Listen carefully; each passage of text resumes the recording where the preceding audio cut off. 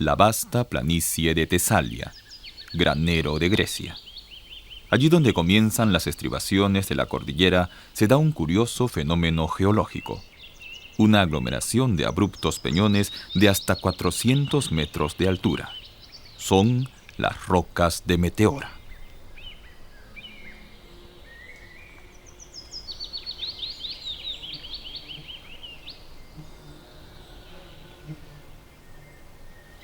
Caprichosos pilares rocosos formados por el agua y el viento.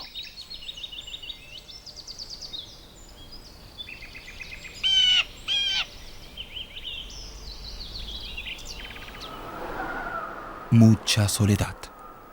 La intemperización ha abierto en la piedra cavernas que han servido de refugio a animales y personas.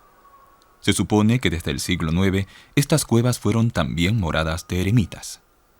Casi desde los albores del cristianismo hubo hombres y mujeres que abandonaban el mundo para consagrarse por entero a su fe y buscar a Dios en la soledad, renunciando a todas las comodidades. Se aislaban en algún desierto, en remotas regiones, donde llevaban una vida de ayuno y silencio. Los peñones de Meteora eran un paisaje idóneo para ascetas y eremitas.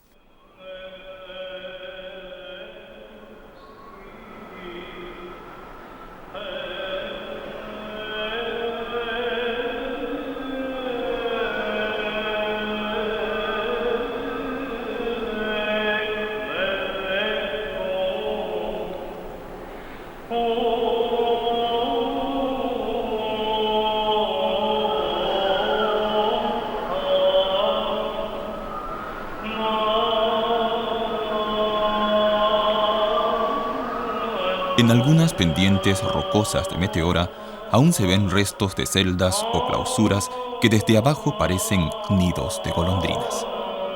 ¿Qué juegos malabares con la muerte no serían necesarios para levantar estas construcciones?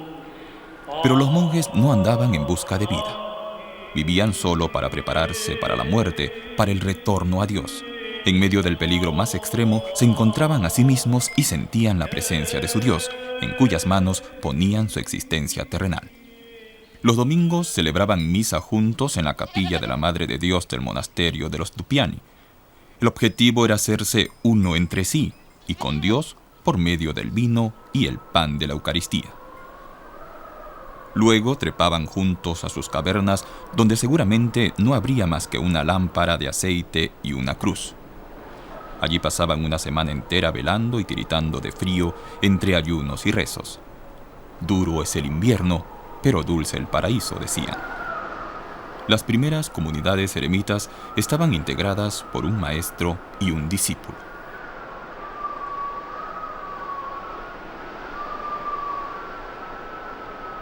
Su tarea consistía en leer la Biblia y copiar manuscritos. Para ganarse el sustento, confeccionaban objetos sencillos que cambiaban por pan, aceite, aceitunas o queso. De la vecindad de las clausuras y de la constatación de la utilidad de la comunidad para la vida espiritual, nacerían con el tiempo los monasterios. El monasterio de Ipapanti es una continuación consecuente de aquellos primitivos nidos de golondrinas de los primeros monjes eremitas. Está construido en una cueva, pero es ya la vivienda de varios monjes y sobre todo posee una iglesia propia. Más tarde sucedió algo rayano en el milagro. Sobre las cumbres de las rocas más escarpadas aparecieron monasterios como el monasterio de la Metamorfosis o el Gran Meteoro. La palabra griega meteoro significa literalmente colgado sobre la tierra. Fue fundado por San Atanasio de Meteora.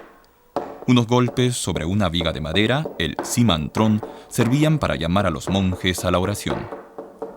Un monasterio es un edificio donde conviven monjes y sobre todo donde se reúnen para rezar. Juntos se ganan el sustento y juntos van a la iglesia. Como en la oración solitaria en la celda, el objetivo es acercarse a Dios. Un monasterio con su abad y sus monjes es como Cristo con sus discípulos.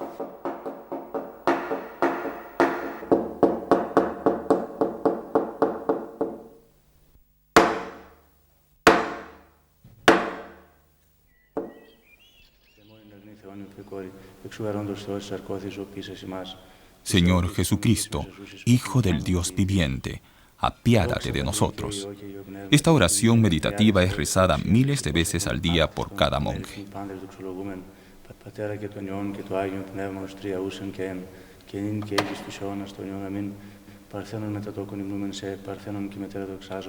Sobre el monte Tabor se transfiguró Jesús mostrándose como lo que es, el Hijo de Dios.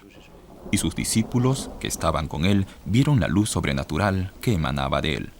Pues bien, ver esa luz es la meta más alta de todo monje. Este convento se llama de la Metamorfosis, o sea, de la transfiguración de Jesús.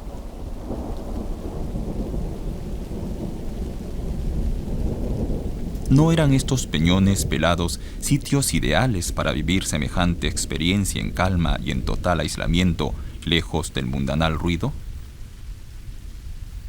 A partir del siglo XI van surgiendo sobre las rocas de Meteora hasta un total de 24 monasterios, muchos de los cuales no pudieron mantenerse en pie.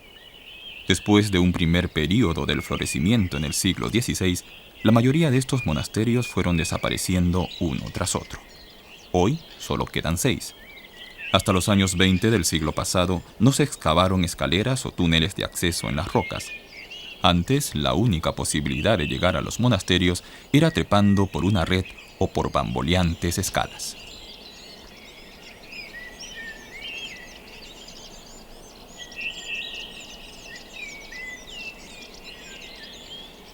Mediante un rudimentario sistema de poleas se subía todo lo imprescindible para el monasterio, principalmente víveres y vino.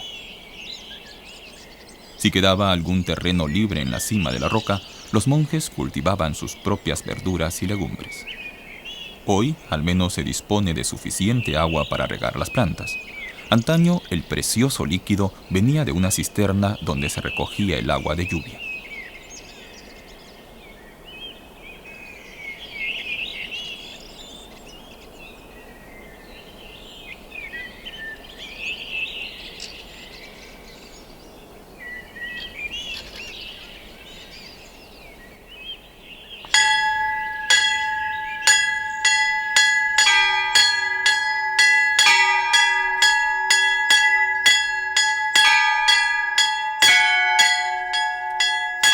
El Catolicón, la iglesia mayor del monasterio, estaba pintada con frescos y adornada con imágenes religiosas. Después de Cristo es principalmente la Madre de Dios quien desempeña un papel especial en la vida de los monjes. Es la mujer, la madre que ha dado a luz a Dios, carne de su carne.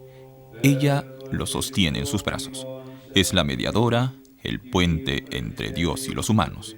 Y en su muerte encuentra el monje un modelo para su propia muerte. Su propia vida, que el monje concibe como un martirio, le es interpretada a través de la historia del Calvario y la redención del Señor. Los monjes que pintaron estos frescos captaron en imágenes toda la intensidad de la fe. Son ellos quienes ayudan al Cristo condenado a cargar la pesada cruz.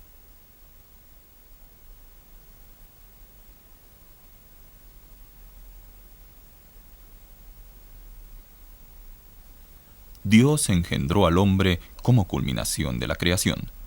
El hombre ha perdido su perfección a causa del pecado original, y sin embargo le queda la esperanza de que algún día Abraham lo acoja en su regazo junto con los santos.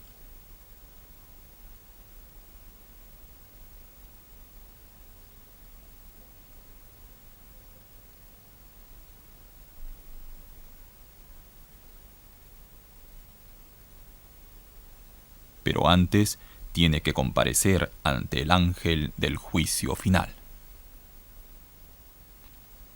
Un juicio en el que ángel y diablo contrapesan las buenas y malas acciones de los hombres.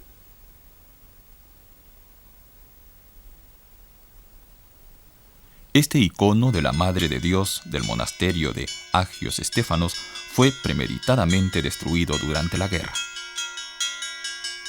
Precisamente en este monasterio pintan hoy jóvenes monjas nuevos iconos en estilo bizantino para continuar la vieja tradición. La pintura de iconos, para la cual el pintor se prepara mediante el ayuno y la oración, es un ejercicio espiritual. Y es que en realidad para todo monje o monja el sentido de su existencia es convertirse a sí mismo en un icono de Cristo.